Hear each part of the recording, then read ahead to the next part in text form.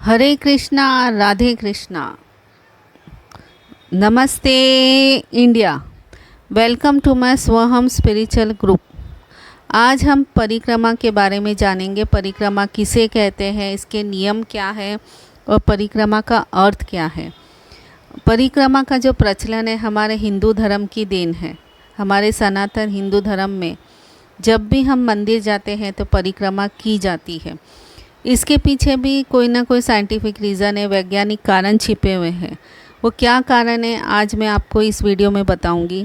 पर आगे जाने से पहले मैं चाहती हूँ कि यदि आपने मेरे चैनल को सब्सक्राइब नहीं किया है तो प्लीज़ प्लीज़ प्लीज़ ज़रूर से सब्सक्राइब करिए। देखिए, मैं स्पिरिचुअल, नॉलेजेबल और हेल्थ रिलेटेड वीडियोस ही अपलोड करती हूँ। आप मेरे चैनल को सब्सक्राइब करेंगे तो आपको निराशा बिल्कुल नहीं होगी। आप मेरे वीडियो सुन के आप आपकी लाइफ में मिरेकल्स ला सकते हैं, चेंजेस ला सकते हैं। मैं ऐसे ऐसे वीडियोस, मंत्रास के बारे में जानकारी, स्पिरिचुअल जानकारी ऐसे वीडियोस में डालती रहती हूँ। तो चलिए फिर आगे बढ़ते हैं।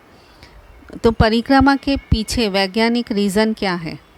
तो सबसे पहले मनोकामना पूर्ण करने के लिए, इच्छा पूर्ति के लिए भी हम परिक्रमा करते हैं और परिक्रमा की जाती है। हमें उस मंदिर में स्थापित जो भी ईश्वर है, देवी देवता है, उन पर आस्था होती है, इसलिए भी हम परिक्रमा करते हैं।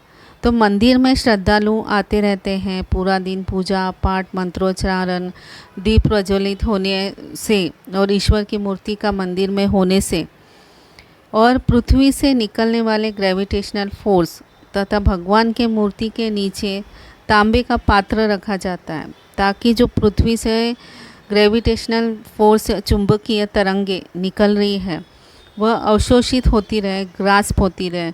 तो ये सब से मंदिर में सकारात्मक ऊर्जा का संचार होता रहता है। और मंदिर में क्या होता है कि श्रद्धालु आते जाते रहते हैं तो मंदिर में घंटी भी बजती है। तो घंटी की जो ध्वनि से जो वाइब्रेशन उत्पन्न होते हैं उससे भी पॉजिटिव एनर्जी जनरेट होती है। तो मंदिर की परिक्रमा करने से ये पॉजिटिव एनर्जी श्रद्धालुओं को मिलती रहती है। तो मंदिर में पूजा करने के बाद परिक्रमा करने से मन को शांति भी मिलती है। दिल में, दिमाग में स्फूर्ति और ताजगी का एहसास भी होता है।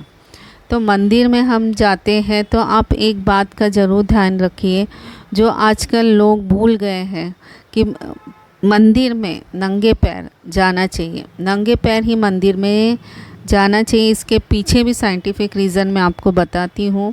पर आजकल लोग जूते पहने रहते हैं तो मंदिर जाते हैं तो सिर्फ क्या करते हैं, सॉक्स खोल देते हैं और जूते खोल देते हैं, सॉक्स पहने रहते हैं। और इससे क्या होता है, सॉक्स पहने रहने से कि मंदिर में जब हम एंटर करते हैं तो मंदिर में रहते हुए जो पॉजिटिव एनर्जी हमारे शरीर में प्रवेश करने वाली होती है वह प्रवेश नहीं हो पाती है।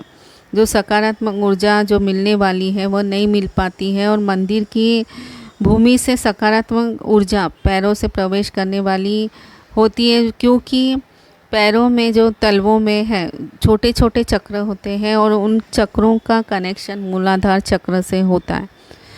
और मूलाधार चक्र फिर प्यूरिफाई नहीं हो पाता और समझो उसके अंदर कुछ निगेटिविटी है वो निकल नहीं पाती है। तो सॉक्स पहनने से जो मंदिर की भूमि, पैर ज़मीन कनेक्ट नहीं हो पाते, मतलब डायरेक्टली नहीं होते। आप ही सोचिए ना, सॉक्स पहने रहेंगे तो कैसे आप कनेक्ट हो पाओगे।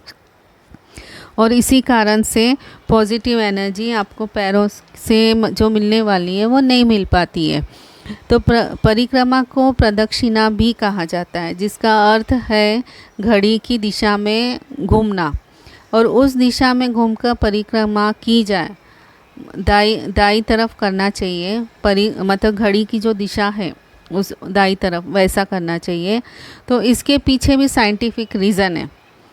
अगर कोई भी इंसान नॉर्थ पोल डायरेक्शन से साउथ पोल डायरेक्शन में घूमता है तो उससे कुदरती तौर पे, नेचर से ही पॉजिटिव एनर्जी भी मिलती है और इंसान के अंदर निगेटिविटी है वो निकलती भी है। नकारात्मक ऊर्जा जो अंदर बैठी हुई है वो भी निकलना शुरू हो जाती है। तो मंदिर जो है वह सकारात्मक ऊर्जा के केंद्र है और हम हमेशा यही मानते हैं कि भगवान हमारे अस्तित्व का केंद्र है, क्योंकि हम ईश्वर पे आस्था है, हमारे ईश्वर पे विश्वास है। इसके पीछे भी कारण है कि ईश्वर इस ब्रह्मांड में हर जगह मौजूद है, हर कण कण में मौजूद है, हमारे दिल में मौजूद है, हमारे शरीर में मौजूद है। हमारा जो शरीर का निर्माण है वो ब्रह्मांड के निर्माण के अनुकूल ही है। तो जो ब्रह्मांड में है वही हमारे शरीर में है। तो इसलिए जब भी हम परिक्रमा करते हैं तो हम यह स्वीकार करते हैं कि हमारे कार्य, हमारे विचार ईश्वर के आसपास केंद्रित है, क्योंकि हम लोग ईश्वर से डायरेक्टली कनेक्टेड है।